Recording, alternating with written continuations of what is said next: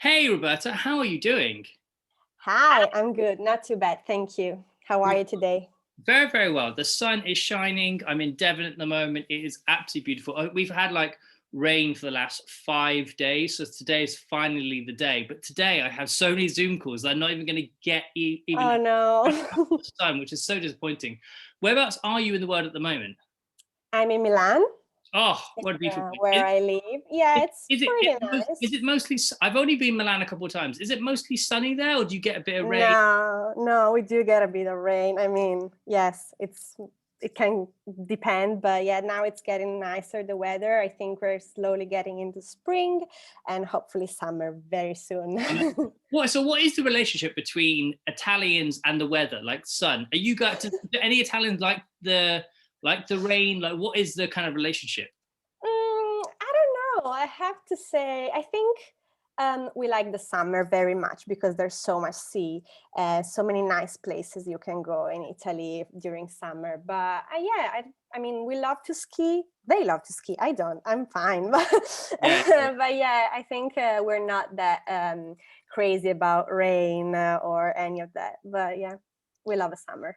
love the summer. God, yeah. No, we slightly get a summer. Last year in lockdown, we had lockdown over here, and of course you had lockdown as well. But Yeah. lockdown over here, we had an amazing summer. So the first lockdown, everyone was off work pretty much, and Mm. everyone was just living their best life. There was no anxiety, there's no FOMO, there was no like fashion week or anything like that. There was nothing. It was so blissful.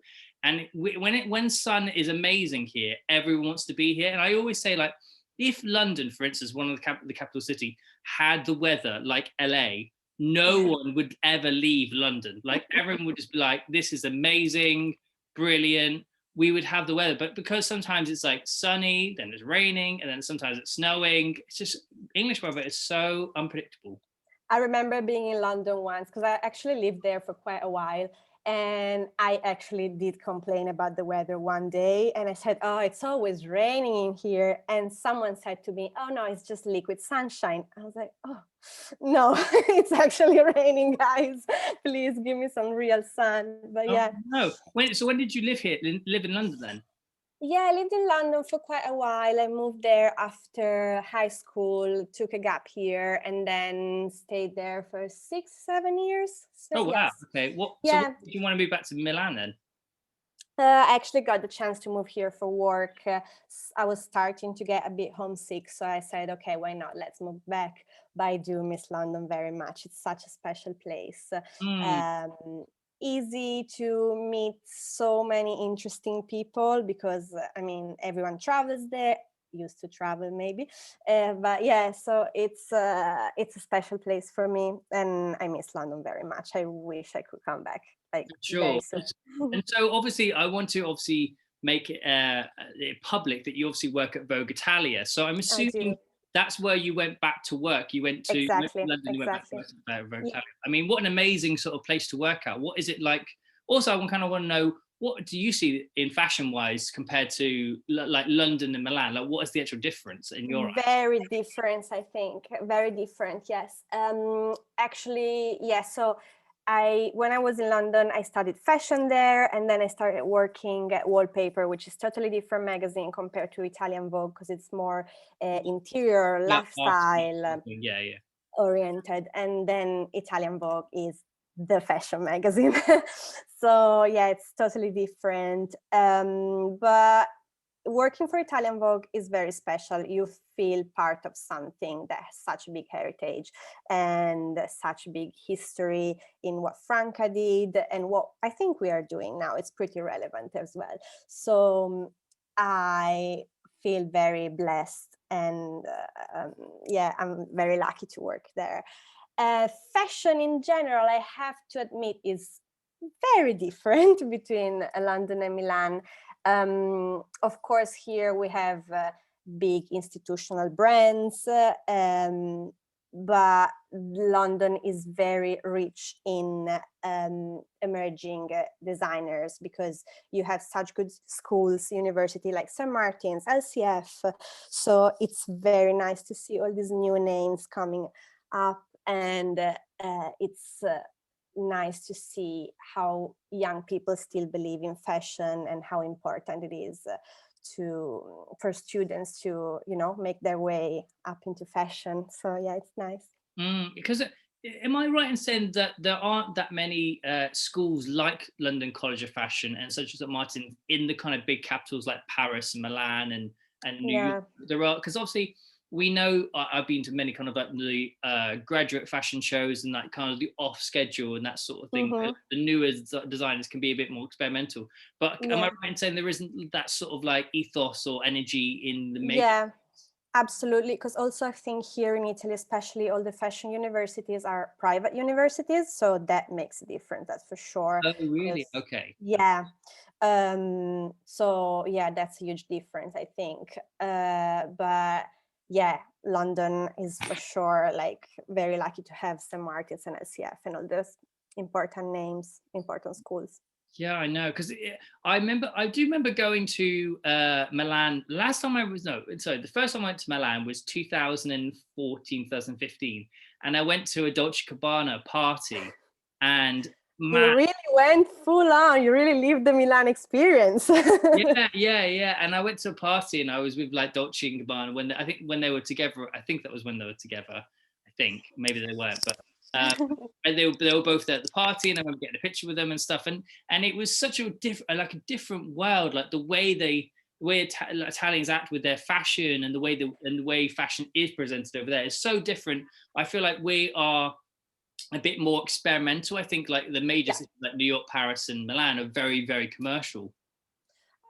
I think New York has its experimental scene. It's starting to have few little names that are coming up in a very nice way, and I think they're doing an amazing job. But then, yeah, I think Milan and Paris have such big names that are always going to be like very institutional, and maybe they do not leave enough room to experimentations. But also maybe now, because we're having all these digital presentations, everyone is trying something new. Mm. So yeah, I think the industry is changing, and the way we present clothes and fashion in general is changing radically. Yeah. And what made you want to get into fashion then? That's what I'm interested in.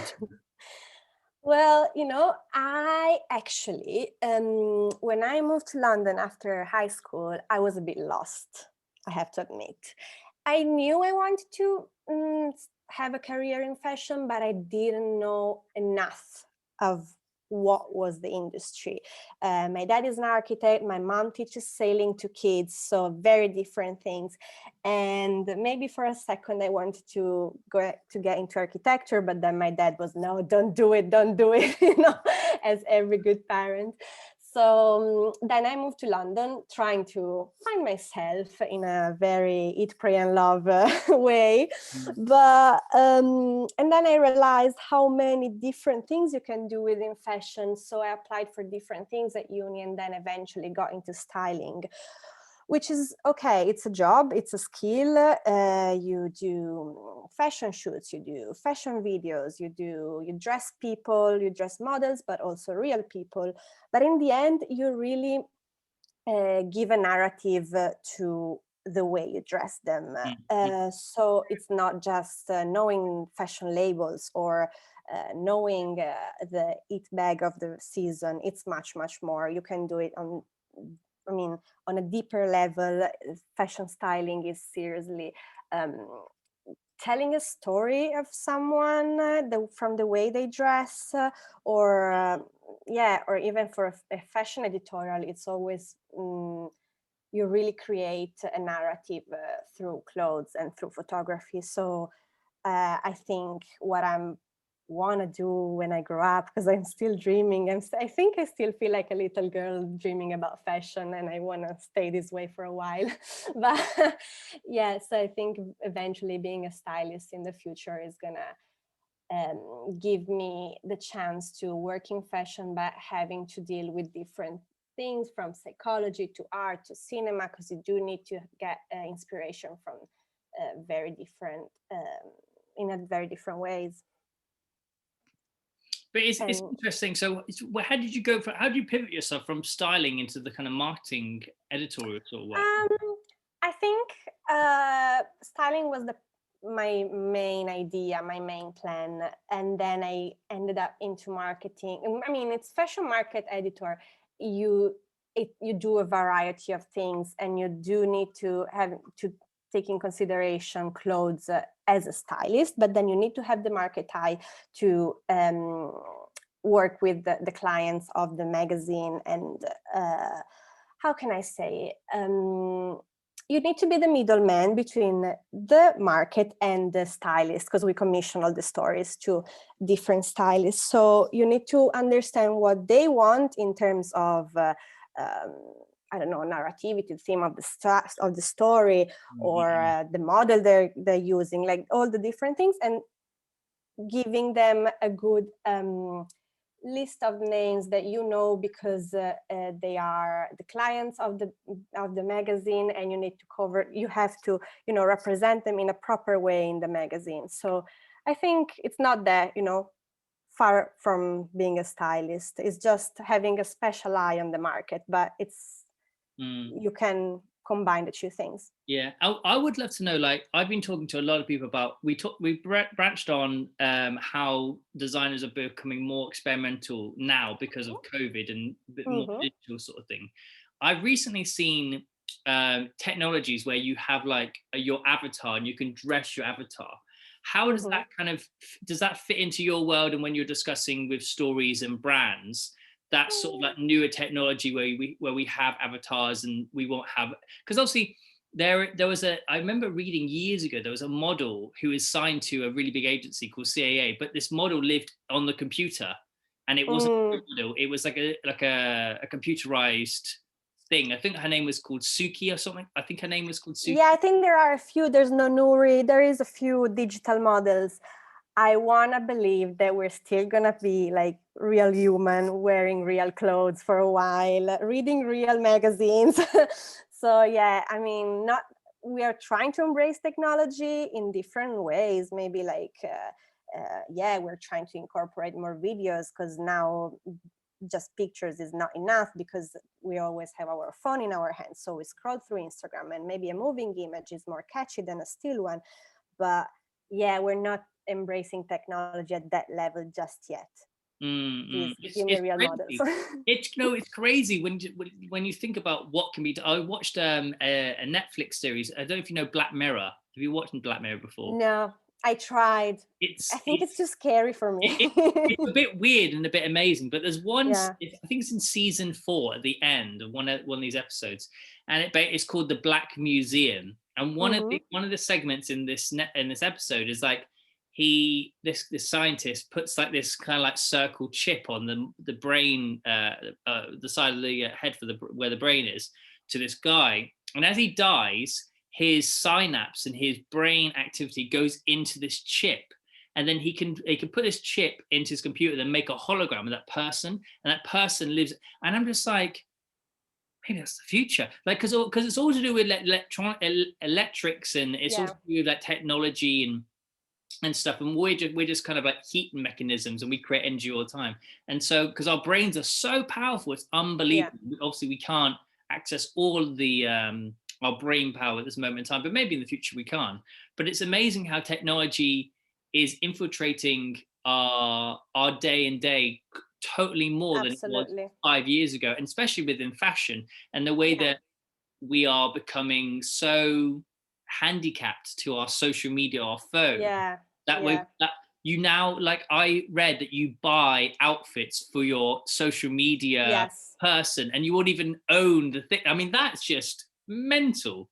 It is mental. I think we really overuse social medias these days. I don't know. I'm struggling a bit lately, because I don't know, I'm just spending a lot of time at home, and I see how much I'm using Instagram or TikTok. I feel I'm too old for TikTok. But I have it, but I can't. But like, I'll sometimes like go into my sister's room, and she'll be like just scrolling for like an hour, and I'm like, I don't know how you just sit there and scroll for an hour. Like, I find like sometimes someone sends me something like a link, and I'll go, okay, and I'll link along to it. But most of the time, I just can't. I can't be asked to sit there for like an hour just scrolling through TikTok, because I think because I'm so hyper aware of my time, and once I've kind of like finished with something, I'm kind of done. I don't fall into that trap of that kind of hole where you're just like, I think I do a bit. I do a bit in social media. Yeah, I have to admit. I don't know. But again, I'm just talking about Instagram. I think during a pandemic, during a lockdown, what else can you do? Okay, you read, you watch movies, you do this, you do that. But then at the end, I spent so much time scrolling through Instagrams, looking at people, breakfast, lunch, and dinner, makeup routine, fitness routine. And at the end of the day, I couldn't care less, but I was still watching it. The only thing that I do fall into is Netflix episodes. Like I started, I don't know if you know Breaking Bad, but I keep saying to my friends, I started Breaking Bad 2.5 weeks ago, right? I have finished it 2 days ago, 5 seasons. Each season is 14 episodes and each of them are 45 minutes long. I have finished that in 2.5 weeks. Like that's what I do. I'm a big binger on Netflix, not like social media or that thing, but Netflix. If it's a really good series, I will blast through it so quickly. And I think that's my only thing. Like, and I think it's like 600 hours of viewing time for Breaking Bad. Oh my gosh. Once you know how many hours you spent during it, you feel a bit guilty. Tell me you do feel a bit guilty. I do feel a bit guilty because like, I love to I'm a big learner. I love to learn about people, learn about like life and stuff. And so to think about those 600 hours, what could I have done in that time to better myself as a person? Like there's a Netflix series about aliens at the moment that I'm watching. I'm fascinated, but it's not just about aliens, but it talks about the Bible. It talks about like past history of like our civilization and things like that. I don't mind taking time out to watch because I then benefit and my mind comes open. But things like obviously Breaking Bad is stimulating in one way, but I'm not going to become a drug dealer, so I don't learn about that. Let us know if you do actually, but yeah. Yeah, so true. So what do you do as well, especially like before COVID, maybe in COVID as well? What do you do when you're not working? How do you kind of go to do your daily life and maybe like get inspired, or how do you kind of relax your brain from the fashion world? Because there's always something going on. There's always new trends going on. So yeah, no, am I actually having any time off from fashion? I don't know, but no, I try. Because now you're in the midst of Fashion Week, aren't you now? At the moment. Yeah, it's starting tomorrow here in Milan. It's all digital, of course, but we do try to have few appointments in a safe way, of course. Yeah, it's so different compared to the good old Fashion Week days. But I guess, I mean, I admit I have a busy life because of working. I work a lot and I love my job, so I'm the person that if you send me an email at midnight 1 a.m. I'll get back to you. But I do know I like you because I'm like that as well. I mean, I love it. I just do it. It's not because I don't know, I have to. Yes, I do, but I love it and I will always do it as long as I'm this passionate about it. So it is very important, of course, that work doesn't define the person that you are, but I just do it. And I guess every time I'm very overwhelmed, and it happens, and I'm very tired and I'm very drained by all the fashion craziness, I guess I just go by the sea because it's where I grew up, it's where I live, it's my element. I grew up sailing, so for me, like being in the sea, it's the most important and relaxing thing. Like really puts everything into place for me, and I think it's really important to switch off sometimes, get away from laptop, computer, and everything, and be in the nature. And sea does it for me. So I mean, the same thing for me. I'm from Devon, so I have lots of sea around me. Like I will go, like if I go, I'm going to go for a walk, I can go for a walk on the sea, like the sea, the beach and that thing. And it's only like 10 minutes from my house. And I think there's something about nature that really, really roots yourself back into what really matters and the simplistic things about nature and life. Absolutely. Yeah. So people turn off some notifications sometimes and just get to the nature and leave it. Honestly, I was so close to booking like a cabin shack last year where it had no It had no Wi-Fi, nothing. It only had a cold shower that you had to heat up. It had a stove, had a wood fire. Like it was so basic, like Bear Grylls. It was just. But then I think the second lockdown came about, and then I couldn't book it in the end. And I would love to go.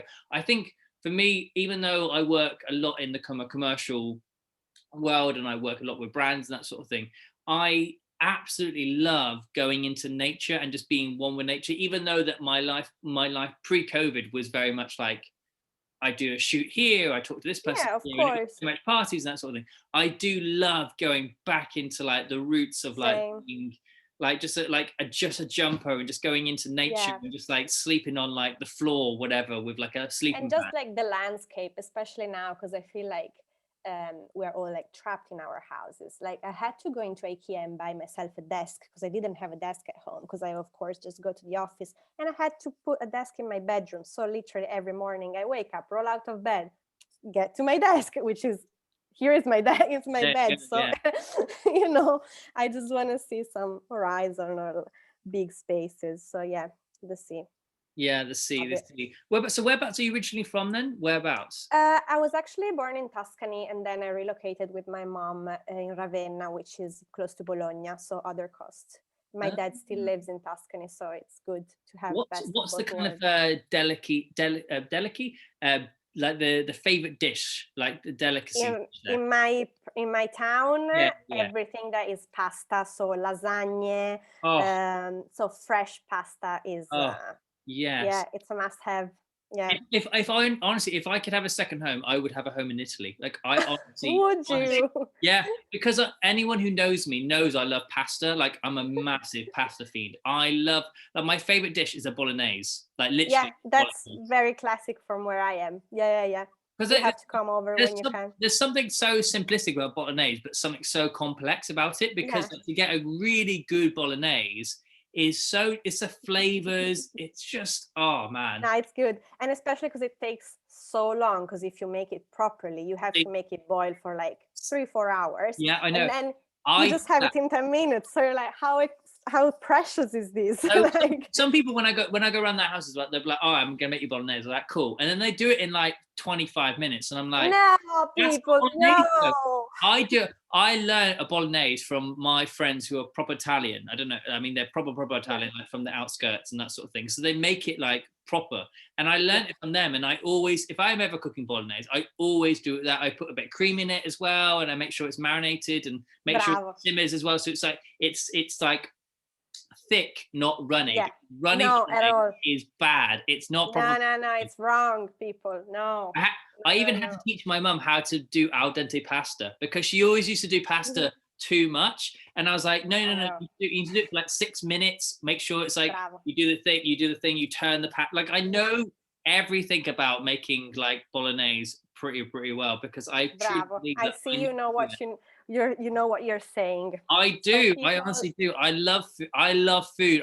And I think that's one thing that I'm missing from lockdown is food. Traveling and trying different foods. same. Because you get Same. into if you're in the same house, you get into such a rhythm of just going, oh, I'm just gonna have like spaghetti bolognese, Yeah, I'm gonna have, same. like fish and I chips. get very lazy. Yeah, and I love going to like new places and different hotels, because then I just go, oh, what's that on the menu? Oh, frog's legs. Yeah, I'll have frogs. Okay, cool, brilliant. No, I love food. or even As an Italian, I love food, but I think my favorite cuisine is Lebanese. I think I oh love it. yes, I just don't know why. Lebanese is amazing. And So it's not that easy to find. It's not like Chinese or sushi that you find everywhere. this is very So true. it's just for This is very true. special times. But my thing is, well, I'm allergic to chili, so I can't have Oh, I can't have chili at all. So for me, it becomes difficult when you have like certain types of food. Like I never have Indian ever, because it's quite. I think it's quite everywhere. disrespectful to say to someone in an Indian restaurant, "Can you not put chili in or chili powder?" Because that's the They just have a big lol. yeah, because they would be like, well, what can I do? I can't really. I mean, it's in the sauce. It's pre-made most of the time. Yeah. Where like Chinese food, I can get away with Chinese food. Sushi, I can get away with it if I don't have wasabi or whatever. Yeah. So, but Italian cuisine is pretty safe then. I think. Yeah, that's what I'm saying. Italian cuisine, but I did have a moment. So in the US, right? So in the US, they put chili in bolognese, So crazy. They also put pineapple on pizza. I'm sorry, like No. it's so wrong. I was in a hotel, right? I was in a hotel, and I ordered a bolognese, and I said, "I'm so sorry, I just want to let you know I am allergic to chili," because they obviously ask like, "Have you got an allergy?" I said, "Cool." They went away, and then maybe 10, 15 minutes later, someone came back, but it was another server who put it down on the plate. I took a mouthful, and the person who originally served me ran up to the desk and was like, "I'm so sorry. Have you eaten the palate?" And I was like, "Yeah, I just had a." He's like, "I'm so sorry, but it's got chili in it." And I was like, "It's a bolognese." And then I ran into the toilet, vomiting. I was really ill. Oh no. Like, as obviously, I don't die from chili, but No, I'm but yeah. violently sick, and I just start everything. Basically, I'm not going to go into detail, but my whole body just shuts down for like a couple of days. And basically, they then was like, oh, "Okay, so sorry." They would check. They thought, because obviously they thought they were going to kill me. Yeah. So the manager came into my room. They were like, "I'm so sorry. You can obviously have like free stay for the next couple of days. Everything is free for you."